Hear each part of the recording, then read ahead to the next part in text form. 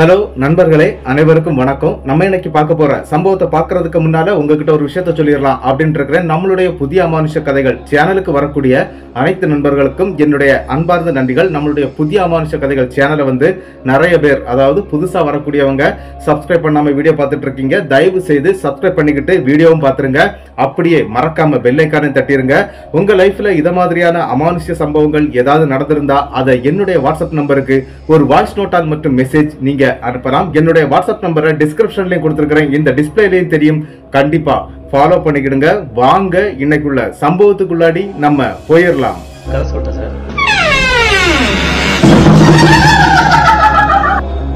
அதுல உனக்கு கதை கேட்டு பழகிடுச்சு, எனக்கு கதை சொல்லியே பழகிடுச்சு. நான் கதை சொல்றேன், நீ கேளு. இந்த சம்பவம் நடக்கக்கூடிய இடம் வத்தலகுண்டுங்க. வத்தலகுண்டுல இருந்து கிட்டத்தட்ட ஒரு 7 கிலோமீட்டர் தூரத்துக்குள்ள அமைஞ்சிருக்கக்கூடிய ஒரு அழகிய ஊர்ல நடந்த சம்பவம் தாங்க. இந்த சம்பவம் யாருக்கு நடந்திருக்கு அப்படின்னு பாத்தீங்கன்னா, ஸ்ரீனிவாசன் அப்படிங்கிறவருக்கு தாங்க இந்த சம்பவமே நடந்திருக்குது. இந்த சம்பவத்தை நமக்கு அனுப்புனதும் ஸ்ரீனிவாசன் மற்றும் அவங்களுடைய மனைவி மதியழகி அப்படிங்கிற 2 பேரும் சேர்ந்து தாங்க இந்த சம்பவத்தை நமக்கு அனுப்பியிருக்கிறாங்க. இந்த சம்பவம் யாருக்கு ரியலா நடந்திருக்கு அப்படின்னு பாத்தீங்கன்னா, ஸ்ரீனிவாசன் மற்றும் மதியழகிக்கு தான் இந்த சம்பவமே நடந்திருக்குது. இந்த சம்பவத்துல பாதிக்க நம்மளுடைய ஸ்ரீனிவாசன் அப்படின்னு சொல்லாங்க. என்ன நடந்திருக்கு அப்படின்னு பாத்தீங்கன்னா, 2001 காலகட்டத்தில் தாங்க இந்த சம்பவம் அவங்களுக்கு நடக்குது. என்ன அப்படின்னா, ஒரு ஏசி மெக்கானிக்கா இருக்கக்கூடியவர் தாங்க நம்மளுடைய ஸ்ரீனிவாசன். ஸ்ரீனிவாசன் பல ஊர்களுக்கு போய் ஏசி வேலை செய்து கொடுத்துட்டு வருவாரு. அதாவது என்ன அப்படின்னா, இந்த வீடுகளில் ஏசி நல்லாக்கணும், அதுக்கு பிறகு ஏதாவது கம்பெனிலையும் இந்த மாதிரி ஏசி நல்லாக்கணும் அப்படின்னு சொன்னா இவருக்கு போன் மூலியமா கான்டாக்ட் பண்ணுவாங்க. அதாவது லேண்ட்லைன் போன்ல தான் கான்டாக்ட் பண்ணி இவரை அழைச்சிட்டு போவாங்க. அப்படிதாங்க இவர் ஊர் ஃபுல்லாவே வேலை பார்த்துட்டு இருக்கிறாரு. இவங்களுடைய குடும்பம் ஒரு விவசாய குடும்பம் தாங்க. அதாவது நம்மளுடைய ஸ்ரீனிவாசனுடைய அப்பா இருக்கிறார் இல்லையா, அவங்க எல்லாம் விவசாய குடும்பம் தான். அவங்க ஊரை சுத்தி அவங்களுக்கு இடங்கள் நிலங்கள்லாம் இருக்குது. அங்க விவசாயம் பார்த்துட்டு இருக்கிறாங்க. இவர் வேலை இல்லாத காலகட்டங்கள்ல இந்த மாதிரி விவசாயத்துக்கும் போறத ஒரு வழக்கமா தாங்க வச்சுட்டு இருந்தாரு. ஆனா என்ன நடக்குது அப்படின்னு பாத்தீங்கன்னா, கிட்டத்தட்ட 2001ங்க இவருக்கு கல்யாணம் ஆகிறது. அதாவது மதியழகிய கல்யாணம் பண்ணிடுறாரு. கல்யாணம் பண்ண பிறகு இவருக்கு குழந்தை இல்லை. கிட்டத்தட்ட ஒரு வருடம் தாங்க குழந்தை இல்லாம இருக்கிறாங்க. ஆனா என்ன நடக்குது அப்படின்னு பாத்தீங்கன்னா, ஒரு நாள் ஒரு நைட்டுங்க, அதாவது என்ன அப்படின்னு பாத்தீங்கன்னா, ஒரு வெள்ளிக்கிழமை இவர் மதுரையில இருக்கக்கூடிய ஒரு கம்பெனிக்கு ஏசி வேலைக்காக போயிட்டு வர்றாருங்க. அப்படி போயிட்டு வரும்போது என்ன நடக்குது அப்படின்னா, இவருக்கு ஆல்ரெடி பைக் இருக்குங்க. அதாவது ஊருக்குள்ள ஓட்டுற மாதிரி பைக் வச்சிருக்கிறாரு. அந்த பைக்கை எப்பவும் சரி பஸ் ஸ்டாண்ட்ல விட்டுட்டு போயிருவாரு. வத்தலகுண்டு பஸ் ஸ்டாண்ட்ல விட்டுக்கிட்டு போவாரு. அதாவது பைக் ஸ்டாண்ட்ல விட்டுட்டு போவாரு. அதுக்கு பிறகு என்னன்னா, நைட் நேரத்துல வரும்போது எடுத்துட்டு வந்துருவாருங்க. அப்படிதாங்க இந்த மாதிரி ஒரு நாள் நைட்டு, அதாவது ஒரு வெள்ளிக்கிழமை நடக்குதுங்க. இவரும் இறங்குறாரு. அன்னைக்கு நைட்டு ஒரு 11:30 மணிக்கு மேல ஆயிருதுங்க. இவரும் என்ன பண்றாரு அப்படின்னா, வத்தலகுண்டு பஸ் ஸ்டாண்ட்ல அந்த பைக்கையும் எடுக்கிறாருங்க. பைக்கை எடுத்துக்கிட்டு வேக வேகமா அங்கிருந்து வண்டியை விடுறாருங்க. எங்க அப்படின்னா, அவங்க ஊரை பார்த்து கிட்டத்தட்ட ஒரு 7 கிலோமீட்டர் தூரம் இருக்கக்கூடிய அவங்க ஊரை நோக்கி அவரும் வந்துகிட்டு இருக்கிறாருங்க. அப்படி வரும்போது இவங்க மெயின் ரோட்ல தாங்க வந்துட்டு இருக்காங்க. ஆனா மெயின் ரோட்ல இருந்து ஒரு சப் ரோடு ஒன்று திரும்புதுங்க. அதுவே கிட்டத்தட்ட ஒரு 4.5 கிலோமீட்டர் தூரம் போகணுங்க. அப்படி இவங்க அந்த 4 கிலோமீட்டர் தூரத்துக்கும் இவர் வந்துகிட்டே இருக்கும்போது கிட்டத்தட்ட ஒரு 2 கிலோமீட்டர் தூரம் வரும்போது என்ன நடக்குது அப்படின்னு பாத்தீங்கன்னா, திடீர்னு கொஞ்சம் மழை கொட்ட ஆரம்பிக்குதுங்க. ரொம்ப பெரிய மழை இல்லைங்க, கொஞ்சம் சாரல் மழையா தாங்க அடிச்சுக்கிட்டு இருக்குது. அந்த இவர் என்ன பண்றாரு அப்படின்னா, சரி மழை கொஞ்சம் ஓயட்டும், நம்ம போய்கிடலாம் அப்படின்னு நினைச்சுக்கிட்டு அங்க இருக்கக்கூடிய ஒரு சைட்ல, அதாவது ரோட்டு சைட்லயே வண்டியை ஒதுக்கி வச்சிடுறாரு. அது மட்டும் இல்ல, பக்கத்துல இருக்கக்கூடிய ஒரு தென்னந்தோப்பு இருக்குங்க. அதுக்கு பக்கத்திலே ஒரு 5 சென்ட் மனை இருக்குதுங்க. அதாவது கொஞ்சம் காலி மனைன்னு சொல்லாங்க. ஆனா அந்த இடத்துல கருவேல காடுகள் குமிஞ்சு போய் இருக்குதுங்க. ஆனா அந்த கருவேல காட்டுக்குள்ளாடி அதாவது அந்த 5 சென்ட் பூமிக்குள்ளதாங்க அந்த கருவேல காடு இருக்குது. மற்ற இடங்கள் எல்லாமே வயல் தோப்பு அப்படி இப்படின்னு தான் இருந்துட்டு இருக்குது. இது ரோட்டு ஓரமா இருக்கிறதுனால இவர் அந்த பக்கத்துல தாங்க அந்த வண்டியை வைக்கிறாரு. வண்டியை வச்சுக்கிட்டு இவரும் என்ன பண்றாரு அப்படின்னா, மெல்ல மாட்டு அந்த கருவேல காடு ரொம்ப கொடை மாதிரி அழகா விரிஞ்சு போய் இருக்குதுங்க. அதுக்கு உள்ளாடி போய் நிக்கிறாரு. அது மட்டும் இல்லைங்க, இவர் எப்பவும் சரி இந்த மெக்கானிக்கல் சாதனங்கள் கையில வச்சிருப்பாரு. அது ஒரு பேக் வச்சிருப்பாரு. அதுல ஒரு டார்ச் லைட் இருக்குது, குடை இருக்குது, பல சாதனங்கள் இருக்குதுங்க. அந்த பேகையும் கையில எடுத்துக்கிட்டு தாங்க அதுக்குள்ள போறாரு. அதுக்குள்ள போய் நிற்கும் போது தன்னுடைய கையில இருக்கக்கூடிய டார்ச் லைட்டையும் ஆன் பண்ணி வைக்கிறாருங்க. அது மட்டும் இல்ல, கையில இருக்கக்கூடிய குடையும் எடுத்து, அதாவது பேகுக்குள்ள இருக்கக்கூடிய குடையும் எடுத்து இவர் அதை ஓபன் பண்ணி வைக்கிறாருங்க. அப்படி பிடிச்சுக்கிட்டே நிக்கிறாருங்க. மழை போக போக கொஞ்சம் கூடுதலாக பெய்யவும் ஆரம்பிக்குதுங்க. அப்படி பெய்ய ஆரம்பிச்ச உடனே இவர் என்னடா இது கொஞ்சம் குறைஞ்சிரும்னு பார்த்தா இது கூடிக்கிட்டே போகுதே அப்படின்னு சொல்லிக்கிட்டு அதுக்குள்ளே நின்றுட்டு இருக்காரு. கிட்டத்தட்ட நள்ளிரவு 12 மணி ஆகுதுங்க. என்ன அப்படின்னா இவர் அந்த இடத்தை விட்டு போக முடியல, மழை பெய்துகிட்டே இருக்குது. அந்த நேரத்துக்கு தாங்க அந்த இடத்துல ஒரு அதிபயங்கர சம்பவம் ஒன்று நடக்குதுங்க. என்ன அப்படின்னா அந்த மெயின் ரோடு தானே, அந்த மெயின் ரோட்டு வழியாகவே ஒரு பெண் கருப்பு கலர்ல ட்ரெஸ் போட்டிருக்காங்க. அவங்க ஃபுல்லாவே கருப்பு கலர் ட்ரெஸ்ல தான் வர்றாங்க. ஆனா அது கருப்பா நீளமா வேற ஏதாவது கலரா அப்படின்னு சொல்லி அவங்களுக்கு அந்த இருட்டுல தெரியல. அந்த பெண் மழையில நனைஞ்சுக்கிட்டே வர்றாங்க. அப்படி வந்த பெண் என்ன பண்றாங்க அப்படின்னா வேக வேகமா இவரை பார்த்த உடனே இவருக்கு பக்கத்துல வந்து நிக்கிறாங்க. நின்ன உடனே இவரும் பெருசா நினைக்கல, ஏதோ ஒரு பெண் வழிபோக்கில் உள்ள பெண், ஆனா இந்த டைம்ல இந்த பெண் எதுக்கு இப்படி ஒத்தையில நடந்து வர்றாங்க அப்படிங்கிற ஒரு எண்ணம் அவர்கிட்ட இருக்குங்க.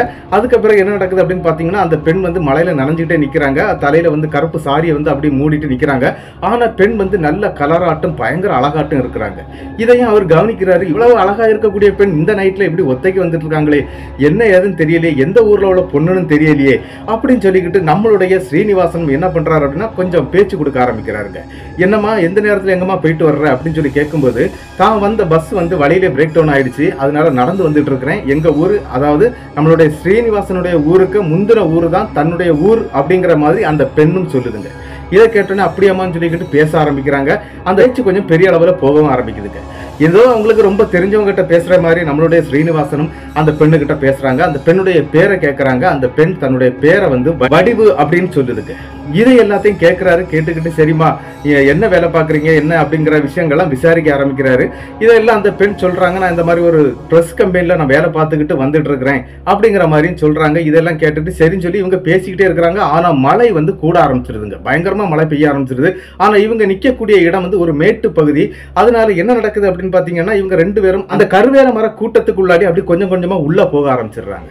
உள்ள போக போக இவங்களுடைய உடலும் ஒட்ட ஆரம்பிக்குது. அதாவது உரசுறாங்க. அப்படி உரசும் போது இவங்களுக்குள்ள காமம் முறுக்கேறி அவங்களுக்குள்ள நடக்கக்கூடாத ஒரு தப்பு அந்த இடத்துக்குள்ளாடி நடக்குதுங்க. அப்படி கிட்டத்தட்ட ஒரு 1 hour போயிருது அப்படின்னு சொல்லாங்க. இவங்களுக்குள்ளாடி அதாவது பேச்சுவார்த்தை பெரிய அளவுல போய் ஒரு காதலே மலர்ந்துருது அப்படின்னு கூட சொல்லலாம். அந்த அளவுக்கு அவங்களுக்குள்ளாடி ஒரு ஈடுபாடு வந்துருதுங்க. என்ன நடக்குது அப்படின்னு பாத்தீங்கன்னா மணியும் கிட்டத்தட்ட ஒரு 1-1.15 ஆகுதுங்க. அந்த நேரத்துக்கு மழையும் அப்படி நின்றுதுங்க. இவங்க அந்த குடையிலே அப்படி ஒட்டிக்கிட்டே நிக்கிறாங்க. நின்னவங்க ஒண்ணுக்குள்ள ஒன்னாகவும் இருந்துடுறாங்க. அதுக்கு பிறகு என்ன நடக்குது அப்படின்னு பாத்தீங்கன்னா இந்த பெண் வந்து சொல்றாங்க என்ன அப்படின்னா என்ன வந்து அந்த இடத்துல இறக்கி விட்டுட்டு போயிருங்க அப்படின்னு சொல்றாங்க. அதுக்காக இவரும் வண்டியில ஏத்திக்கிட்டு அந்த பெண் சொன்னது மாதிரியே நம்மளுடைய ஸ்ரீனிவாசனுடைய ஊருக்கு முந்தின ஊர்ல இறக்கியும் விடுறாருங்க. அப்படி பார்க்கும்போது அந்த பெண்கிட்ட கேட்கிறாரு, அவங்க வீடு வரைக்கும் கொண்டு விடட்டுமான்னு கேட்கிறாரு. இல்ல இதுல விட்டுருங்க, அதுக்கப்புறம் வேற யாராவது தப்பா நினைச்சிருவாங்க, நான் இங்க இருந்து நடந்து போயிருவேன் அப்படிங்கிற மாதிரி சொல்றாங்க. ஏன்னா அந்த இடத்துல இருந்து நிறைய வீடுகள் தான் இருக்குது, அது ஒரு தெருவு தாங்க. இவரும் சரின்னு சொல்லிக்கிட்டு அங்க இருந்து கிளம்பிடுறாரு. அந்த பொண்ணும் அங்க இருந்து போயிருதுங்க. இவர் ஸ்ட்ரெயிட்டா வீட்டுக்கு வர்றாரு. வீட்டுக்கு வந்த உடனே மதிய அழகி கேட்கிறாங்க, என்னங்க என்ன ஆச்சு, ஏன் இவ்வளவு நேரம் ஆயிடுச்சு அப்படின்னு சொல்லி கேட்கும்போது இந்த மாதிரி பயங்கரமான மழைமா, அதனால நான் கொஞ்சம் ஒதுங்கி நின்றுட்டு இப்பதான் மழை விட்டுது, அதுக்கப்புறம் தான் நான் வந்தேன் அப்படின்னு சொல்றாருங்க. ஆனா அந்த இடத்துல என்ன அப்படின்னா உடனே நம்மளுடைய மதிய அழகி ஒரு விஷயத்த கேட்கறாங்க, மழை விட்டு 1 மணி நேரத்துக்கு மேல ஆச்சுதே, உங்களுக்கு மட்டும்தான் மழை பெய்யுதா அப்படிங்கிற மாதிரி கேட்கறாங்க. இதை கேட்டோன்னா அவர் இல்லம்மா எனக்கு இப்பந்தாமா அந்த இடத்துல மழையே நின்னுது, ஒருவேளை இங்க பெய்து முடிஞ்சு அங்க பெய்திருக்கும் போல இருக்குது அப்படி இப்படின்னு சொல்லி சமாளிச்சுக்கிட்டு இங்க நடந்த எந்த விஷயத்தையும் அவர் பேசுறீங்க. இவரும் வீட்டுக்கு வந்துடுறாரு. அது மட்டும் இல்ல அந்த பெண்ணுகிட்ட ஆல்ரெடி சொல்லிட்டு வந்திருக்கிறாரு, அதாவது வடிவுங்கிற அந்த பெண்ணுகிட்ட நாளைக்கு நம்ம இதே இடத்துல சந்திக்கணும் அப்படிங்கிற மாதிரியும் சொல்லிட்டு வந்துடுறாருங்க. அப்படியே நாட்கள் கடந்து போகுதுங்க. கிட்டத்தட்ட 1 மாத காலங்கள் இவங்க டெய்லி நைட்டு அந்த கருவேல காட்டுக்குள்ளாடி சந்திக்கவும் ஆரம்பிக்கிறாங்க. இதை வந்து வீட்டில் இவர் சொல்லவே இல்லைங்க. என்ன அப்படின்னா மதிய அழகி வந்து திருப்பி கேட்க ஆரம்பிச்சிட்டாங்க, ஏங்க இவ்வளோ லேட் ஆகுது, நீங்க ஏன் இந்த மாதிரி லேட் ஆகி வந்துட்டு இருக்கிறீங்க அப்படிங்கிற மாதிரிலாம் கேட்க ஆரம்பிச்சிட்டாங்க. ஆனாலும் இவர் வந்து சொல்லி சமாளிச்சுட்டே இருக்கிறாரு. அங்கே கொஞ்சம் வேலை கூடுதல், அது கூடுதல், இது கூடுதல் அப்படிங்கிற மாதிரியே சொல்ல ஆரம்பிக்கிறாங்க. சரின்னு சொல்லிக்கிட்டு இவங்களும் பெருசாக எடுத்து இல்லைங்க. அப்படியே நாட்கள் ஓடி போகுதுங்க. கிட்டத்தட்ட 2 மாத காலங்கள் போயிருது.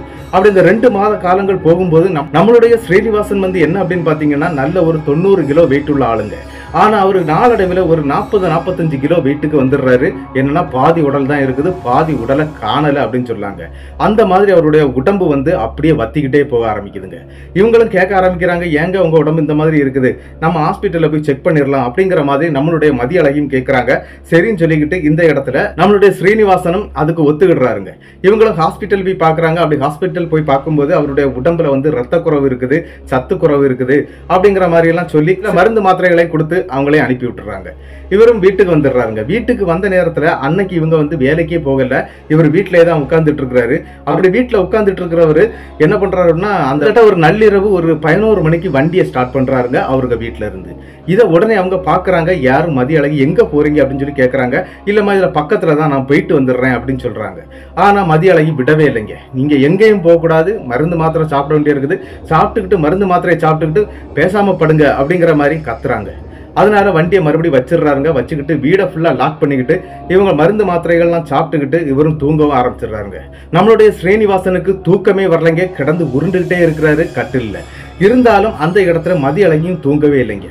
அவங்களுக்கு மனசுக்குள்ளாடி ஏதோ ஒரு கேள்வி கேட்டுக்கிட்டே இருக்குது. ஏன் இவர் இப்படி பண்றாரு அப்படிங்கிற மாதிரியும் ஒரு எண்ணம் ஓடிக்கிட்டு தாங்க இருக்குது. அதனால அவங்களும் வந்து தூங்காமலே இருக்கிறாங்க. நள்ளிரவு ஒரு 1:30 மணி இருக்குங்க. அந்த நேரத்துக்கு அவங்களுடைய பாத்ரூம், அதாவது இவங்க வீட்டோட பாத்ரூம் கிடையாதுங்க, வீட்டுக்கு வெளியில தான் கொல்லைப்புறத்துல தான் பாத்ரூம் இருக்குங்க. அந்த பாத்ரூம்ல வந்து யாரோ குளிக்கிற மாதிரியான ஒரு சத்தம் கேட்டுக்கிட்டே இருக்குங்க. ஆனா இந்த டைம்ல யாருடா நம்ம பாத்ரூம்ல வந்து குளிக்கிறது அப்படின்னு சொல்லிக்கிட்டு நம்மளுடைய மதியழகி என்ன பண்றாங்க அப்படின்னா, தன்னுடைய ஹஸ்பண்டான ஸ்ரீனிவாசனை தட்டி எழுப்புறாங்க. ஆனா ஸ்ரீனிவாசன் என்ன அப்படின்னு பாத்தீங்கன்னா நல்ல ஆழ்ந்த தூக்கத்துல இருக்கிறாரு. என்னதான் எழுப்புனாலும் அவர் எழும்பவே இல்லைங்க. என்னடா நடக்குது இங்க அப்படின்னு சொல்லிக்கிட்டு அவங்க கொஞ்சம் தண்ணி எல்லாம் தொளிச்சு தாங்க எழுப்புறாங்க.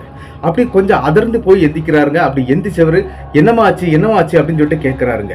அப்படி கேட்ட உடனே இவங்களும் என்ன பண்றாங்க அப்படின்னா, இந்த மாதிரி நம்மளுடைய பேக் சைடு பாத்ரூம்ல வந்து ஏதோ குளிக்கிற மாதிரி சத்தம் கேட்டுக்கிட்டே இருக்குது, தயவு செய்து என் கூட வாங்க அப்படின்னு சொல்லிக்கிட்டு வெளியில இருக்கக்கூடிய லைட் எல்லாமே போடுறாங்க. போட்டுக்கிட்டு இவங்களும் பின் சைட்ல இருக்கக்கூடிய டோரை திறந்து பாக்குறாங்க. அப்படி பார்க்கும்போது அந்த பாத்ரூமுக்கு உள்ள யாரோ குளிக்கக்கூடிய சத்தம் வந்து நன்றாகவே இவங்களுக்கு கேட்குதுங்க. யாருடா இந்த நேரத்துல இந்த பாத்ரூமுக்குள்ளாடி வந்து குளிக்கிறது அப்படின்னு சொல்லிக்கிட்டு டோரை ஓபன் பண்ணி இவங்க வெளியே வந்துடுறாங்க. அந்த பாத்ரூம் டோரை வந்து ஓபன் பண்ண பாக்குறாங்க. ஆனா அந்த பாத்ரூம் டோர் வந்து உள்பக்கமா லாக் ஆகிருக்குது. ஆனா தண்ணி குளிக்கக்கூடிய சத்தம் நன்றாகவே கேட்குதுங்க. இருந்தாலும் ஸ்ரீனிவாசன் என்ன பண்றாரு அப்படின்னா, மதியழகியை வெளியே விடலைங்க. அவளை உள்ள நிக்க சொல்லிக்கிட்டு இவர் மட்டும் தாங்க வெளியில வந்து அந்த டோர்ல தட்டுறாங்க. தட்டும் போது அந்த டோர் உள்ள இருந்து யாரோ திறக்கிறாங்க. அது நன்றாகவே மதியழகி அவங்களுடைய அந்த மெயின் வீட்டில் இருக்கக்கூடிய பின்வாசல்ல நின்று ரொம்ப தெளிவா பாக்குறாங்க. அப்படி பார்க்கும்போது அங்க உள்ள இருந்து ஒரு கை மட்டும் வருதுங்க. அந்த கை வந்து பயங்கர கலரா இருக்குது, நல்ல வெள்ளை வெள்ளைன்னு இருக்குதுங்க. யாருடா இது உள்ள நின்று குளிக்கிறது அப்படின்னு சொல்லும்போது ஸ்ரீனிவாசனுடைய கழுத்தை பிடிச்சு அந்த கை வந்து இழுத்து உள்ள கொண்டு போயிருதுங்க. அந்த டோர் லாக் ஆயிருது. என்னடா நடக்குது அப்படின்னு சொல்லிக்கிட்டு வேக வேகமா மதியழகியும் கீழே இறங்கி ஓடி வர்றாங்க. அப்படி ஓடி வந்து அந்த கதவை தட்ட ஆரம்பிக்கிறாங்க. பட்டப்பட்டான்னு தட்டுறாங்க. ஆனாலும் அங்க உள்ள இருந்து எந்த சத்தமும் கேட்கலைங்க. என்ன நடக்குதுன்னே புரியாம அந்த இடத்துல மதியழகி வந்து மயங்கி நிக்கிறாங்க அப்படின்னு கூட சொல்லலாம். என்ன செய்யணும்னே தெரியலைங்க. அதிர்ந்து போறாங்கன்னு கூட சொல்லலாம். என்ன நடந்துச்சுன்னே அவங்களுக்கு தெரியல. மறுபடியும் அந்த கேட்டை போட்டு, அதாவது ஒரு இரும்பு தகர கேட்டு தான் போட்டிருக்காங்க, அந்த கேட்டை வந்து வேக வேகமா தட்ட ஆரம்பிக்கிறாங்க. இந்த சத்தம் கேட்டு பக்கத்துல எல்லாம் வீடு இருக்குங்க. அதுல என்ன அப்படின்னு பாத்தீங்கன்னா, நம்மளுடைய ஸ்ரீனிவாசனுடைய அப்பா அம்மா அவங்க 2 பேருமே பக்கத்து வீட்டுல தான் இருக்கிறாங்க. அவங்களும் ஓடி வந்துடுறாங்க. என்னமா ஆச்சு, நைட்டு நேரத்துல என்னமா பண்ணிட்டு இருக்கீங்க அப்படின்னு சொல்லிக்கிட்டு அவங்க வந்து கேட்கும்போது இங்க நடந்த விஷயங்கள் அனைத்தையுமே மதியழகியும் எடுத்து சொல்லிடுறாங்க. இந்த மாதிரி நடந்துச்சுப்பா, உள்ள போனவரை காணவே இல்லை, அது மட்டும் இல்ல கதவை திறக்க முடியல அப்படிங்கிற மாதிரி அந்த இடத்துல மதியழகி அழுதுகிட்டே சொல்றாங்க. உடனே அவங்க அப்பா, அதாவது நம்மளுடைய ஸ்ரீனிவாசனுடைய அப்பா என்ன பண்றாரு அப்படின்னா, வேகமா ஓடி வந்து அந்த கதவுல எட்டி உதைக்கிறாருங்க. அப்படி எட்டி உதைச்ச அடுத்த செகண்ட் அந்த டோர் ஓபன் ஆகுதுங்க. உள்ள பார்க்கும்போது நம்மளுடைய ஸ்ரீனிவாசனையும் காணல, அந்த பெண், அதாவது ஒரு பெண்ணுடைய கை தான் வந்ததுங்க. அதை அவங்க நல்லாவே பார்த்தாங்க. அந்த பெண்ணுடைய கையையும் காணலைங்க. அந்த இடத்துல ஸ்ரீனிவாசனுடைய அப்பா பயங்கரமா கத்த ஆரம்பிக்கிறாரு. இங்க யாருமே இல்லையாமா, நீ யார பார்த்த அப்படின்னு சொல்லிக்கிட்டு கத்துறாங்க. இவங்களுக்கு ஒண்ணுமே புரியல. தன்னுடைய ஹஸ்பண்ட் தான் கூட வந்தது, டோர் ஓபன் பண்ணது அவரு தான், அங்க போனதும் அவரு தான், அதுக்கு பிறகு உள்ள இருந்து ஒரு கை வந்தது, இது எல்லாமே நான் பார்த்தேன்பா அப்படிங்கிற விஷயத்த சொல்லிட்டே இருக்கிறாங்க. அவன் இந்த பாத்ரூமுக்குள்ளே இல்லம்மா, இங்க யாருமே இல்லையம்மா, பாருமா நீ அப்படின்னு சொன்ன உடனே நம்மளுடைய மதியழகியும் எட்டி பாக்குறாங்க. அப்படி எட்டி பார்க்கும்போது என்ன நடக்குது அப்படின்னா, அங்க யாருமே இல்லைங்க. அந்த தண்ணி கூட கொட்டலைங்க. அந்த இடம் வந்து வறண்டு போய் இருக்குது. என்னமா சொல்ற, நீ ஏதாவது கனவு கண்டுட்டியா அப்படிங்கிற மாதிரி ஸ்ரீனிவாசனுடைய அப்பாவும் கேட்கிறாரு. உடனே இல்லப்பா, நான் நேச்சரா நடந்துச்சு அப்படிங்கிற மாதிரி இவங்களும் சொல்றாங்க. இல்ல, அப்படி எதுவுமே நடக்கிற, நீ ஏதோ கனவு தான் கண்டுட்டு வந்திருக்கிற அப்படிங்கிற மாதிரி அவங்க அப்பா சொல்லிக்கிட்டு என்ன பண்றாரு அப்படின்னா, நேரா நம்மளுடைய மதியழகியுடைய அந்த பின்வாசல் விளையாட்டு உள்ள போறாரு. அவங்க ரூமை போய் பாக்குறது. அப்படி அந்த ரூமை போய் பார்க்கும்போது ஸ்ரீனிவாசன் அந்த ரூமுக்குள்ள அழகா தூங்கிக்கிட்டே இருக்கிறாரு. அவருக்கு எந்த விஷயமும் தெரியாதுங்க. மதியழகியும் உள்ள வந்துடுறாங்க. ஸ்ரீனிவாசனுடைய அம்மாவும் உள்ள வந்துடுறாங்க. அதுக்கப்புறம் பக்கத்து வீட்டுல இருக்கக்கூடிய 4-5 பேர்லாம் வந்துடுறாங்க. உள்ள வந்து பார்க்கும்போது அவர் நன்றாக தூங்கிக்கிட்டு இருக்கிறாரு. என்னமா பண்ணிட்டு இருக்கிற, நைட்டு நேரத்துல உனக்கு ஏதாவது பைத்தியம் பிடிச்சிருச்சா அப்படின்னு சொல்லிட்டா எல்லாருமே நம்மளுடைய மதியழகிய ரொம்ப திட்டிக்கிட்டு அங்க இருந்து போயிடுறாங்க. சரின்னு சொல்லி அன்னைக்கு நைட்டு வந்து முழிச்சே இருந்திருக்கிறாங்க நம்மளுடைய மதிய அழகி. இங்க என்ன நடந்துச்சு அப்படிங்கறத யாருமே நம்ப மாட்டுறாங்க. நம்மளுடைய ஸ்ரீனிவாசன் அவரை வந்து எழுப்பி பாக்குறாங்க. அவர் நல்ல ஆழ்ந்த தூக்கத்துல இருக்கிறாரு. ஆல்ரெடியாட்டு அவர் வந்து இந்த மாத்திரை சாப்பிட்டு இருந்தார் இல்லையா, அந்த மாத்திரை சாப்பிட்டனால அவர் நல்லா தூங்கிட்டு இருக்கிறாரு. அதனால அவரை எழுப்ப வேண்டாம் அப்படின்னு சொல்லிக்கிட்டு அவங்க அப்பாவும் சொல்லிட்டு போயிடுறாங்க. பிறகு இவங்க வீட்டுக்குள்ள எல்லாத்தையும் க்ளோஸ் பண்ணிக்கிட்டு வந்து அப்படியே உட்கார்ந்து இருக்கிறாங்க. ஸ்ரீனிவாசனுடைய பெட்ல தாங்க அப்படியே பக்கத்திலே உட்கார்ந்து இருக்கிறாங்க. என்ன நடக்குதுன்னு அவங்களுக்கு ஒன்றும் புரியல. இது எப்படி நடந்துச்சுன்னு தெரியல. அப்படியே விட்டுறாங்க. மறுநாள் காலையில விடியுதுங்க. மறுநாள் காலையில விடிஞ்ச உடனே இவங்க என்ன பண்றாங்க அப்படின்னா, காலையில உள்ள வேலையெல்லாம் முடிச்சுக்கிட்டு ஸ்ரீனிவாசனை கூப்பிட்டு விஷயத்த சொல்றாங்க. நேத்தைக்கு நைட்டு இப்படி நடந்துச்சு, ஆனா ரெண்டாவது பார்க்கும்போது இந்த மாதிரி ஆயிடுச்சு அப்படிங்கிற விஷயங்கள் அனைத்தையுமே எடுத்து சொல்றாங்க. இதையெல்லாம் கேட்டுக்கிட்டு ஸ்ரீனிவாசன் கக்கப்பக்கன்னு அங்கிருந்து சிரிச்சுக்கிட்டு அவரும் வண்டி எடுத்துக்கிட்டு வேலைக்கும் கிளம்பிடுறாருங்க. அப்படி வேலைக்கு போயிடுறாரு. கிட்டத்தட்ட அன்னைக்கும் அவர் லேட் ஆகி தாங்க வர்றாரு. கிட்டத்தட்ட 12:30 மணிக்கு பிறகுதான் அவர் வீட்டுக்கே வந்து சேர்றாருங்க. அப்பவும் கேட்கறாங்க, இன்னைக்கும் ஏன் இந்த மாதிரி தான் வேலையா உங்களுக்குன்னு சொல்லிட்டு கேட்கும்போது, ஆமாம்மா ஒன்றும் இல்லை, இந்த மாதிரி ஆயிப்போச்சு, அங்க வேலை செய்தேன் இங்க வேலை செய்தேன், காசெல்லாம் இருக்குது பாருமா அப்படின்னு சொல்லிட்டு கை நிறைய காசு கொடுக்க ஆரம்பிக்கிறாரு. இருந்தாலும் இவங்களுக்கு ஒரு பயம் மனசுக்குள்ளே இருந்துட்டு இருக்குது. நேற்று இப்படி நடந்துச்சு, வேற ஏதாவது விபரீதமான விஷயங்கள்ல மாட்டிக்கிட்டு இருக்கிறாரா அப்படின்ட்டு ஒரு எண்ணம் இவங்கள்ட்ட இருந்துட்டே இருக்குது. இருந்தாலும் இவங்க அதை பெருசா எடுத்துக்கலைங்க, அப்படியே விட்டுறாங்க. ஆனா கிட்டத்தட்ட ஒரு 3 நாட்கள் கழியுதுங்க. 4வது நாள் வந்து இவர் வீட்டுல இருந்து கிளம்புறாரு. அதாவது வேலைக்குன்னு சொல்லி கிளம்புறாருங்க. அப்படி கிளம்பும் போது டக்குன்னு வீட்டுக்கு உள்ளாடி நம்மளுடைய ஸ்ரீனிவாசன் அப்படியே மயங்கி கீழே விழுந்துடுறாருங்க. இவர் எதுக்குடா கீழே விழுந்து கிடக்குறாரு அப்படின்னு சொல்லிக்கிட்டு நம்மளுடைய மதிய அழகி ஓடி வந்து பாக்குறாங்க. அப்படி பார்க்கும்போது இவர் நல்லா மயங்கி போய் கிடக்குறாருங்க. இவருக்கு என்ன ஆச்சுன்னே தெரியல. உடனே ஆம்புலன்ஸை வர வச்சு அவங்க ஊர் பக்கத்துல இருக்கக்கூடிய ஹாஸ்பிட்டலுக்கும் கொண்டு சேர்த்துறாங்க. அங்க சேர்த்த பிறகு அங்க என்ன நடக்குது அப்படின்னு பாத்தீங்கன்னா, ஒரு சம்பவம் நடந்திருக்குங்க. என்ன அப்படின்னா, இவருக்கு உடம்புல வந்து சுத்தமா ரத்தம் இல்ல, அது மட்டும் இல்ல, இந்த கொடுத்த மாத்திரை மருந்துகள் எதுவுமே வேலை செய்யல அப்படிங்கிற மாதிரி தாங்க ஒரு ரிப்போர்ட் வருது. அது மட்டும் இல்லைங்க, ஒரு பெரிய விஷயமே அங்க சொல்லப்படுதுங்க. இவருடைய வயிற்றுல வந்து ஒரு கட்டி இருக்குது அப்படின்னு சொல்லப்படுதுங்க. அது போக இவருடைய நுரையீரல் பாதிச்சிருக்குது அப்படின்னு சொல்றாங்க. கிட்னி ஒண்ணு ஃபெயிலியர் ஆயிருக்குது அப்படிங்கிற மாதிரி சொல்றாங்க. இவருடைய ஹார்ட்டுக்கு போகக்கூடிய ஒரு நரம்பு வந்து, அதாவது பிளட் நரம்புங்க, அந்த நரம்புல வந்து ஏதோ கொழுப்பு சத்து ஏறி அதுவும் அடைபடக்கூடிய கண்டிஷன்ல இருக்குது. இவருக்கு பெரிய நோயே வந்திருக்குது அப்படிங்கிற மாதிரி அங்க இருக்கக்கூடிய டாக்டர்கள் வந்து ரிப்போர்ட்டும் கொடுக்குறாங்க. இதை பார்த்துக்கிட்டு, இந்த ரிப்போர்ட்டை பார்த்துக்கிட்டு நம்மளுடைய மதிய அழகியும் ரொம்ப பயந்து அளவும் ஆரம்பிச்சிடுறாங்க. என்ன அப்படின்னா, இந்த மாதிரி எல்லாம் நடக்குமா அப்படிங்கிற மாதிரி எல்லாம் அவங்களுக்கு ஒரு எண்ணம் வருதுங்க. அதனால மதிய அழகி என்ன பண்றாங்க அப்படின்னா, அங்கே நம்மளுடைய ஸ்ரீனிவாச வந்து அட்மிட் பண்றாங்க. கிட்டத்தட்ட 15 நாள் அவர் இங்கே இருக்கட்டும், நம்ம ட்ரீட்மெண்ட் கொடுக்கலாம் அப்படிங்கிற மாதிரி அங்குள்ள டாக்டர்களும் சொல்றாங்க. அதுக்காக அவங்களுக்கு ஒரு பொது வார்டுல தாங்க நம்மளுடைய ஸ்ரீனிவாசனை கொண்டு படுக்க வைக்கிறாங்க. அந்த பொது வார்டுக்குள்ளாடி கிட்டத்தட்ட ஒரு 10 பேர் இருக்காங்க. அப்படி ஒரு 7-8 பொது வார்டுகள் இருக்குது. அதுல ஒரு வார்டுல தான் இவங்க இருக்கிறாங்க. அப்படி அந்த பொது வார்டுல வந்து இன்னும் ஒரு பாட்டி இருக்கிறாங்க. அதாவது இவங்க பெட்டுக்கு பக்கத்துல இருக்கிறாங்க. மற்ற பெட்டுகள் எல்லாமே காலியா இருக்குது. அது போக இருக்கக்கூடிய வார்டுகள் எல்லாமே ஃபுல்லா தாங்க இருக்குது. அந்த ஒரு வார்டுலயும் தாங்க அந்த மாதிரி ஃப்ரீயா இருக்குது. அன்னைக்கு அவருக்கு ட்ரீட்மெண்ட் கொடுக்கப்பட்டு நம்மளுடைய மதிய அழகியும் அங்கே தாங்க இருக்கிறாங்க. பக்கத்துல ஒரு பாட்டி இருந்தாங்க அப்படின்னு நான் சொன்னேன் இல்லையா, அந்த பாட்டியுடைய மகளும் அங்க தாங்க இருக்கிறாங்க. அந்த பாட்டிக்கு உடம்பு சரியாயிடுச்சு. ஆனா என்ன அப்படின்னா, 2 நாள்ல டிஸ்சார்ஜ் பண்ணக்கூடிய கண்டிஷன்ல அவங்க இருந்துட்டு இருக்காங்க. அந்த இடத்துல என்ன நடக்குது அப்படின்னு பாத்தீங்கன்னா, அன்னைக்கு நைட்டுங்க கிட்டத்தட்ட ஒரு 1-1:30 மணி இருக்குங்க. அந்த நேரத்துல அந்த பாட்டி அம்மா எந்திரிச்சு பாத்ரூம் போகலாம் அப்படின்னு சொல்லிக்கிட்டு நள்ளிரவு ஒரு 1:30 மணிக்கு முழிச்சு பாக்குறாங்க. அப்படி முழிச்சு பார்க்கும்போது என்ன நடக்குது அப்படின்னு பாத்தீங்கன்னா, அங்க வந்து ஒரு 0 வோல்ட் பல்பு தாங்க அந்த வார்டுக்குள்ளாடி எரிஞ்சிட்டு இருக்கும். அந்த லைட் வெளிச்சத்துல பக்கத்துல இருக்கக்கூடிய ஸ்ரீனிவாசனை அப்படி பாக்குறாங்க. கீழே படுத்திருக்கக்கூடிய நம்மளுடைய மதிய அழகையும் பாக்குறாங்க. அவங்களுடைய மகளும் இந்த பக்கத்துல, அதாவது அவங்களுடைய பெட்டு பக்கத்துல படுத்திருக்காங்க. அதையும் பாக்குறாங்க அந்த பாட்டி. ஆனா இன்னொரு சம்பவத்தையும் அந்த இடத்துக்குள்ளாடி அந்த பாட்டி பாக்குறாங்க. என்ன அப்படின்னு பாத்தீங்கன்னா, நம்மளுடைய ஸ்ரீனிவாசனுடைய பக்கத்திலே வந்து கருப்பு கலர்ல சாரி கட்டிக்கிட்டு ஒரு பெண் படுத்து கிடக்கிறத அப்படியே பாக்குறாங்க.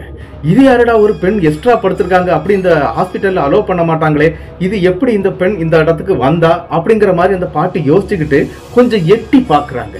ஏன்னா இந்த ஸ்ரீனிவாசனுடைய மறுபக்கத்துல தாங்க அந்த பெண் படுத்திருக்காங்க. அப்படி எட்டி பார்க்கும்போது அந்த பெண்ணுடைய முகம் வந்து வெடிச்சு கீறி போய் இருக்குதுங்க. அதாவது இந்த வயல்வெளியில தண்ணி இல்லைன்னா அந்த வெடிப்பு விடும் பார்த்திருக்கீங்களா, அந்த மாதிரியான வெடிப்பு அந்த பெண்ணுடைய முகத்துல அப்படி கிராக் ஆகி போய் இருக்குது. அதை அப்படியே அந்த பாட்டி பாக்குறாங்க.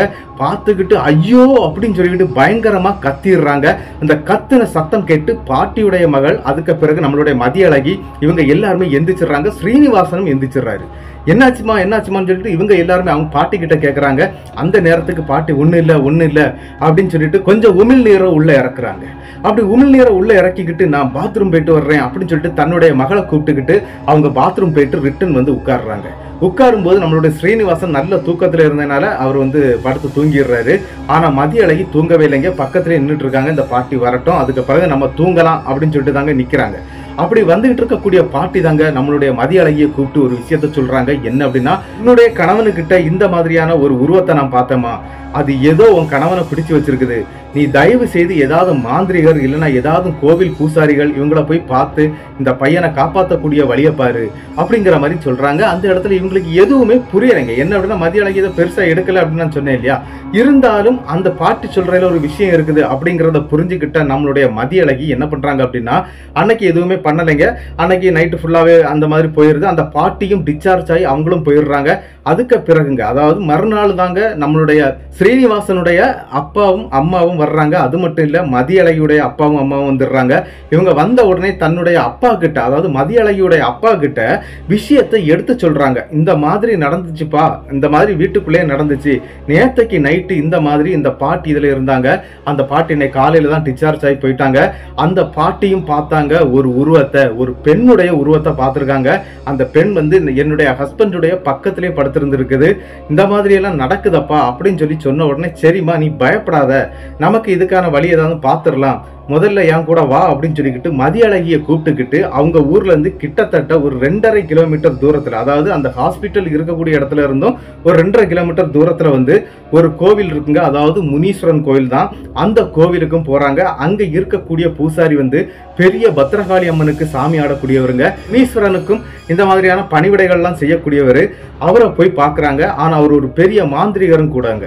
அவர்கிட்ட போய் விஷயங்களை சொல்றாங்க. சொன்ன உடனே அவர் என்ன பண்றாரு அப்படின்னா, சில விஷயங்களை பண்ணி பார்க்கறாரு.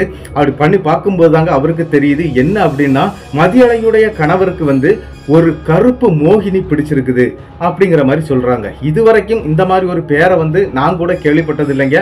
ஆனா அவர் சொல்லி இருக்கிறாரு என்ன அப்படின்னா, அது ஒரு கருப்பு மோகினி அப்படிங்கிற மாதிரி சொல்றாருங்க. இதை நமக்கு விரட்டிடலாம். உடனே அந்த பையனை, அதாவது நம்மளுடைய ஸ்ரீனிவாசனை ஹாஸ்பிட்டல்ல இருந்து டிஸ்சார்ஜ் பண்ணி ஸ்ட்ரைட்டா இந்த கோயிலுக்கு கூட்டிட்டு வந்துருமா அப்படிங்கிற மாதிரியும் சொல்றாருங்க. இதை கேட்ட உடனே இவங்களை என்ன பண்றாங்க அப்படின்னா, வேக வேகமா அங்க இருந்து கிளம்பிடுறாங்க. கிளம்பி நேர ஹாஸ்பிட்டல் வர்றாங்க. ஹாஸ்பிட்டல்ல டாக்டர் கிட்ட ஒரு சின்ன விஷயத்த சொல்றாங்க. என்ன அப்படின்னா, இவரை நாங்க கூட்டிட்டு போயிட்டு ஒரே நாள்ல திருப்பி ரிட்டர்ன் கூட்டிட்டு வந்துடுறோம், அதுக்குள்ள மருந்துகளை கையில கொடுத்து விடுங்க, ஏதாவது வந்துன்னா நாங்க கொடுத்துக்கிடுறோம் அப்படிங்கிற மாதிரியும் கேட்கறாங்க. அந்த டாக்டரும் சரின்னு சொல்லிக்கிட்டு அவரும் அனுப்பிடுறாருங்க. என்ன நடக்குது அப்படின்னா, அங்கிருந்து ஒரு ஆம்புலன்ஸ்ல ஏத்தி தாங்க நம்மளுடைய ஸ்ரீனிவாசனை இந்த கோவிலுக்கும் கொண்டு வர்றாங்க. அப்படி அந்த கோவில்ல கொண்டு வந்த உடனே அன்னைக்கு சாயங்காலம், அதாவது இது ஒரே நாள்ல நடக்குது, அன்னைக்கு சாயங்காலம் அங்க ஒரு பெரிய பூஜையை அவர் பண்றாருங்க. அந்த பூஜை பண்ணிக்கிட்டே இருக்கும்போது தாங்க நம்மளுடைய ஸ்ரீனிவாசனுடைய உடம்புல தாங்க அந்த கருப்பு மோகினி அப்படிங்கிற அந்த பேய் வந்து இறங்குதுங்க. பேய் பிசாசு என்ன வேணாலும் சொல்லலாம், அந்த மாதிரியான ஒரு உருவம் அவருடைய உடம்புல இறங்குதுங்க. இறங்குனது மட்டும் இல்ல, பயங்கரமா அந்த இடத்துல தீ பிடிச்சது மாதிரி ஆளுது. இவனை நான் கொண்டுதான் போவேன், இவன் எனக்கு தான் வேணும் அப்படிங்கிற மாதிரி எல்லாம் பயங்கரமா கத்துதுங்க. இதையெல்லாம் கேட்டுக்கிட்டு அந்த இடத்துல மதிய அழகி பயங்கரமா அழ ஆரம்பிச்சிடுறாங்க. இருந்தாலும் அந்த பூசாரி சும்மாவே விடலைங்க. பயங்கரமா அவருடைய தலைமுடியை பிடிச்சு கேட்கிறாருங்க, யார் நீ, எதுக்காக வந்த, என்னத்துக்கு இந்த மாதிரிலாம் பண்ணிட்டு இருக்கிற அப்படிங்கிற மாதிரிலாம் கேட்கிறாருங்க. உடனே அந்த இடத்துல கருப்பு மோகினி என்ன சொல்லுது அப்படின்னா, ஸ்ரீனிவாசன் ஒரு ஊர்ல கொண்டு இறக்கி விட்டுட்டு போவார் இல்லையா, அந்த ஊர்ல இருந்த ஒரு பெண் தாங்க. இந்த பெண் வந்து பாக்குறதுக்கு இந்த மாதிரி கலராட்டோ இல்ல பயங்கர நிறமாட்டோ உள்ள ஒரு பெண் கிடையாதுங்க. ரொம்ப கருப்பா இருந்திருக்கிறாங்க. அதனால இந்த பெண்ணை அங்க ஊர்ல இருக்கக்கூடியவங்க எல்லாருமே கருவாச்சி கருவாச்சின்னு தாங்க கூப்பிடுவாங்க. இதனால மனதளவுல ரொம்ப நொந்து போயிருக்குதுங்க அந்த வடிவு அப்படிங்கிற அந்த கருவாச்சிங்கிற அந்த பெண்ங்க. என்ன நடந்திருக்கு அப்படின்னா, அதனுடைய பெயர் சொல்லுது, தன்னுடைய பெயர் வந்து வடிவுக்கரசி அப்படின்னு சொல்லுதுங்க. என்ன எல்லாரும் வடிவுன்னு கூப்பிடுவாங்க. அது போக சில பேர் கிண்டலுக்காக என்ன கருவாச்சின்னு கூப்பிடுவாங்க. என்னுடைய லைஃப் போயிட்டு இருந்தது. அந்த நேரத்துல தாங்க என்னுடைய வீட்டுல வந்து அவசர அவசரமா எனக்கு மாப்பிள்ளை பார்க்க ஆரம்பிச்சாங்க. கிட்டத்தட்ட வரக்கூடிய மாப்பிள்ளைகள் எல்லாமே பொண்ணு கருப்பா இருக்குது, சரியில்லை, முகம் சரியில்லை, அது சரியில்லை, இது சரியில்லை அப்படின்னு சொல்லிக்கிட்டு என்ன வெறுக்க ஆரம்பிச்சாங்க. கிட்டத்தட்ட ஒரு 7-8 மாப்பிள்ளைகள் வந்து பார்த்துக்கிட்டு போயிடுறாங்க. ஆனாலும் யாருக்கும் என்ன பிடிக்கவும் இல்லை. ஊருக்குள்ள வேற கேலி கிண்டல் பண்ண ஆரம்பிச்சிட்டாங்க. இதனால மனதளவுல நொந்து போன இந்த பெண் என்ன பண்ணிருக்காங்க அப்படின்னா, அவங்க வீட்டுக்கு பின்னால இருக்கக்கூடிய ஒரு வேப்ப மரத்துல தூக்கு மாட்டிக்கிட்டு இறந்து போயிருதுங்க. அந்த பெண் இறந்த பிறகு என்ன நடந்திருக்கு அப்படின்னு பாத்தீங்கன்னா, ஊர்ல இருக்கக்கூடிய நிறைய பசங்களுடைய உடம்புல எல்லாம் போய் ஏறி அந்த பசங்கள் இந்த மாதிரி எல்லாம் பண்ணிருக்குங்க. அதாவது தனியா கூட்டிட்டு போறது இந்த மாதிரி எல்லாம் பண்ணிருக்குது. அது எப்படி அப்படின்னா, இந்த மாதிரி அழகான ஒரு பெண் தோற்றத்துல வந்துதாங்க நிறைய பசங்க கிட்ட வேண்டாத வேலை பார்த்துருக்குது. அது மட்டும் இல்ல, அந்த ஊருக்குள்ள இருக்கக்கூடிய சில ஆட்கள் என்ன பண்ணிட்டாங்க அப்படின்னா, இந்த ஆன்மா இந்த ஊருக்குள்ள இருக்கக்கூடாது அப்படின்னு சொல்லி அடிச்சு விரட்டிடுறாங்க. இந்த ஆன்மா வந்து இந்த ரோட்ல தாங்க நைட்டு நேரத்துல அலைஞ்சுக்கிட்டே இருந்திருக்குது. அதாவது இந்த ஊருக்கும் அந்த ரோட்லயும் அவங்க எங்கேயுமா அலைஞ்சிட்டே இருக்கக்கூடிய ஒரு காலகட்ட சமயத்துல தான் நம்மளுடைய ஸ்ரீனிவாசனும் அந்த இடத்துல மாட்டி இருக்கிறாரு. அவரை நல்லா யூஸ் பண்ணவும் ஆரம்பிச்சிருக்குது. இந்த விஷயங்கள் அனைத்தையுமே எடுத்து சொல்லுதுங்க. இதையெல்லாம் கேட்ட உடனே அந்த சாரி என்ன பண்றாரு அப்படின்னா, இனிமேல் இந்த உடம்புல நீ இருக்கக்கூடாது அப்படிங்கிற மாதிரி அந்த பெண்ணுடைய ஆன்மாவை வந்து ஒரு தண்ணீர் கலையத்துல வந்து அடைச்சிடுறாருங்க. அதை அடைச்சது மட்டும் இல்லைங்க, அந்த கோவிலுடைய பின்பக்கத்துல ஒரு குழியை தோண்டி அதுக்குள்ளாடி அந்த தண்ணீர் கலையத்தை அப்படியே வச்சு மண்ணு போட்டு அப்படியே மூடி வச்சிடுறாருங்க. அதுக்கு பிறகு சில பல வேலைகள்லாம் அங்க நடக்குதுங்க. என்ன அப்படின்னு பாத்தீங்கன்னா, இந்த பெண்ணுடைய ஆன்மாவுக்கு சாந்தி கொடுக்குறாங்க. ஆனா அது சாந்தி அடையவே இல்லை. அதனாலதான் அந்த பத்திரகாளி அம்மன் மற்றும் முனீஸ்வரன் கோவிலுடைய பின்பக்கத்துல இந்த மாதிரி புதைச்சு வச்சிடுறாங்க. அதுக்கு பிறகு சில பல வேலைகள் செய்யறாங்க. என்ன அப்படின்னா, சுடுகாட்டுக்கு போய், அதாவது நம்மளுடைய அப்பா, அதுக்கு பிறகு ஸ்ரீனிவாசனுடைய அப்பா, இவங்க 2 பேரு, அதுக்கு பிறகு அந்த பூசாரிங்க, இவங்க 3 பேருமா அந்த பெண் இறந்து அந்த பெண் அடக்கப்பட்ட அந்த சுடுகாட்டுக்கு போய் சில பல வேலைகள்லாம் பண்ணவும் ஆரம்பிச்சிடுறாங்க. என்ன அப்படின்னா, இந்த ஆன்மாவால இனிமேல் எந்த தொந்தரவும் யாருக்கும் வரக்கூடாது அப்படிங்கிற மாதிரி அந்த சுடுகாட்டுக்கும் போயிருக்கிறாங்க. அந்த சுடுகாட்டுல போய் தாங்க ஒரு பெரிய சம்பவமே அடுத்தது நடந்திருக்குது. என்ன அப்படின்னு பாத்தீங்கன்னா, அந்த பெண்ணுடைய ஆன்மாவை ஆல்ரெடி அந்த சாமிக்கு பின்னால் அடக்கி இருந்தாலும் அதனுடைய ஆவேசம் வந்து அடங்கவே இல்லை அப்படின்னு கூட சொல்லாங்க. இவங்க 3 பேரும் அந்த சுடுகாட்டுக்குள்ளேயும் போறாங்க. அப்படி போய் அந்த பெண்ணை அடக்கம் பண்ணி இருக்கக்கூடிய அந்த கல்லறையில வந்து ஒரு பெரிய கம்பி கொண்டு போயிருக்காங்க. அதாவது கம்பியை வந்து தலைமாட்டில் அடிக்கணும். அடிச்சுக்கிட்டு அதுல வந்து ஒரு சாவக்கோழியை வந்து அப்படியே குத்தி வைக்கணுங்க. பலி மாதிரி இதை பண்ண போறாங்க. அதுக்காக தாங்க போயிட்டு இருக்கிறாரு அந்த பூசாரி. அப்படி உள்ள போன உடனே பயங்கரமான ஒரு காற்றடிக்க ஆரம்பிச்சிருக்குங்க. பயங்கரமான காற்று தான் அந்த இடத்தையே தூக்கி புரட்டுற மாதிரியான ஒரு காற்றடிக்க ஆரம்பிக்குதுங்க. லேசா மழை பெய்யவும் ஆரம்பிக்குது. அந்த நேரத்துல இவங்களுக்கு எதுவும் பயம் இல்லை. ஏன்னா கூட போனவங்க எல்லாருமே பெரியவங்க தான். அவங்க இதுலலாம் நிறைய விஷயங்கள் அனுபவப்பட்டிருப்பாங்க போல இருக்குது. அதனால அவங்க பெரிய அளவில் பயப்படலைங்க. ஆனா அந்த பூசாரி என்ன பண்றாரு அப்படின்னா, அந்த கம்பியை எடுத்து அந்த கல்லறையில அந்த பெண்ணுடைய தலைக்கு நேரம் மேல வச்சு அடிக்கிறாருங்க. பல மந்திரங்களை சொல்லி தாங்க அந்த மாதிரி அடிக்கிறாரு. அடிக்க அந்த காத்துடைய வேகம் வந்து கூடிக்கிட்டே இருக்குங்க. அந்த காத்து வந்து அந்த சுடுகாட்டுக்கு உள்ளதான் பயங்கரமா சுத்தி சுழந்து அடிக்குதுங்க. இருந்தாலும் இவங்க விடவே இல்லைங்க. அந்த இடத்துல அந்த சாவக்கோழிய அந்த கம்பியில அப்படியே குத்தி கீழே இறக்கிடுறாங்க.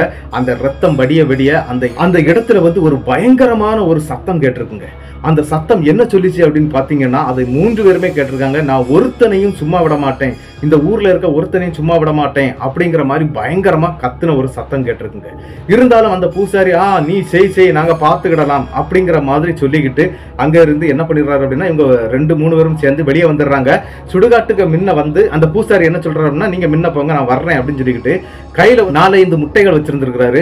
அதை பின்னால தூக்கி எரிய ஆரம்பிச்சிடறாருங்க. அப்படி எரிஞ்சு விட்டுக்கிட்டு அவரும் நடக்க ஆரம்பிச்சிடறாரு. யாரும் திரும்பி பார்க்க கூடாது, அப்படியே வீட்டுக்கு போங்க அப்படின்னு சொல்லிக்கிட்டு நேரம் வந்துடுறாங்க. எங்க வர்றாங்க அப்படின்னா, அந்த பத்திரகாளி அம்மன் கோயில் மற்றும் முனீஸ்வரன் கோயிலுங்க, அந்த கோவிலுக்கும் வந்து சேர்றாங்க. அந்த கோவில்ல இருக்கக்கூடிய கிணத்துல வந்து எல்லாரும் குளிக்கவும் ஆரம்பிக்கிறாங்க. அதுல ஸ்ரீனிவாசன் அதுக்கு பிறகுதாங்க எந்திரிச்சு நிமிர்ந்து நிக்கிறாரு. அவருக்கு அதுக்கு பிறகு எந்த பிரச்சனையும் இல்லைங்க. அவருடைய உடம்பு ரொம்ப நீட்டாயிருது அப்படின்னு கூட சொல்லலாம். வேற எந்த பிரச்சனையும் இல்லை. அதனால என்ன பண்றாங்க அப்படின்னா, அவரையும் அங்க குளிப்பாட்டுறாங்க. குளிப்பாட்டினை மட்டும் இல்லைங்க, இந்த கோவிலுக்கு கிட்டத்தட்ட 48 நாள் நீ விரதம் எடுத்து நல்ல விஷயங்களை செய்யணும் அப்படிங்கிற மாதிரியும் இந்த பூசாரி சொல்றாரு. இதை கேட்டுக்கிட்டு ஸ்ரீனிவாசனும் சரி அப்படின்னு சொல்லி சொல்றாரு. அந்த இடத்துல தாங்க நம்மளுடைய மதியழகி ஒரு பெரிய வேலையை பாக்குறாங்க. என்ன அப்படின்னா, வெளியில கலத்தி போட்டிருந்த செருப்பை எடுத்துக்கிட்டு உள்ள வர்றாங்க. அதாவது நம்மளுடைய ஸ்ரீனிவாசனை பார்த்து வர்றாங்க. அப்படி வந்து அந்த இடத்துல வச்சு நம்மளுடைய ஸ்ரீனிவாசனை அப்படி வெளுத்துருக்காங்க அடி. என்னன்னா, நான் இருக்கும்போதே நீ உனக்கு இன்னொரு பொண்ணு தேவைப்படுதா அப்படின்னு கேட்டு செம்மையா அடி கொடுத்துருக்காங்க. அந்த அடியை வாங்கிக்கிட்டு அந்த இடத்துல இருந்து ரொம்ப அழவே ஆரம்பிச்சிட்டாரு. நான் தெரியாம பண்ணிட்டேன், தப்பு பண்ணிட்டேன், என்ன மன்னிச்சிருமா அப்படிங்கிற மாதிரி சொல்றாரு. ஆனா என்ன அப்படின்னா, அவருக்கு அப்பந்தாங்க அந்த செருப்படி வாங்கும்போது தான் தெரிஞ்சிருக்குது, இந்த மேட்டர் நம்ம வீட்டுக்கு தெரிஞ்சிடுச்சு அப்படிங்கிறது வந்து நல்லாவே தெரிஞ்சுட்டாரு. அதுக்கு பிறகு இப்போ வரைக்கும் சரிங்க, அவர் எந்த பொண்ணையும் ஏறெடுத்து பாக்குறது கிடையாது. அவருக்கு 2 குழந்தைகள் இருக்காங்க. அதாவது ஒரு பையன் ஒரு பொண்ணு இருக்காங்க. அவங்க எல்லாம் கொஞ்சம் பெரிய ஸ்டேஜ்ல தான் இருந்துட்டு இருக்காங்க. அவங்களுக்கு 2001 காலகட்டத்தில் நடந்த இந்த சம்பவத்தை அப்படியே 2 பேருமே சிரிச்சு சிரிச்சுக்கிட்டும், அது மட்டும் இல்லைங்க, சில இடங்கள் அழுதுகிட்டும் சொன்னாங்க. இந்த மாதிரிலாம் நடந்துச்சு. நாங்க வந்து இந்த அமானுஷ்யத்தை நம்புற ஆளே கிடையாது, ஆனாலும் எங்க லைஃபுக்குள்ளாடி இந்த மாதிரியான ஒரு பயங்கரம் நடந்தது அப்படிங்கிற மாதிரி தாங்க இந்த சம்பவத்தை நமக்கு அனுப்பி தந்திருந்தாங்க. இந்த சம்பவத்தை அனுப்பி தந்த ஸ்ரீனிவாசன் மற்றும் மதியழகிக்கு என்னுடைய பெரிய நன்றிகளை நான் சொல்லிக்கிடுறேன். இந்த சம்பவம் எப்படி இருந்துச்சு அப்படிங்கறத வந்து மறக்காம கமெண்ட் பாக்ஸ்ல கமெண்ட் பண்ணிருங்க. இந்த சம்பவத்துக்கு ஒரு லைக் கண்டிப்பா கொடுத்துருங்க. அது மட்டும் இல்ல, இந்த சம்பவத்தை நீங்க நிறைய பேருக்கு ஷேர் பண்ணிருங்க. இந்த மாதிரி நடக்காம பாத்துக்கிடுறதுக்காக தான் ஷேர் பண்ண சொல்றேன். அதனால தயவு செய்து ஷேர் பண்ணிருங்க. மறக்காம சப்ஸ்கிரைப் பண்ணிக்கிட்டு பெல் ஐகானையும் தட்டிருங்க. அடுத்த வீடியோவில் சந்திக்கும் வரை உங்களிடமிருந்து விடைபெறுவது உங்கள் நாகர்கோவில் நாகராஜன். நன்றி நண்பர்களே.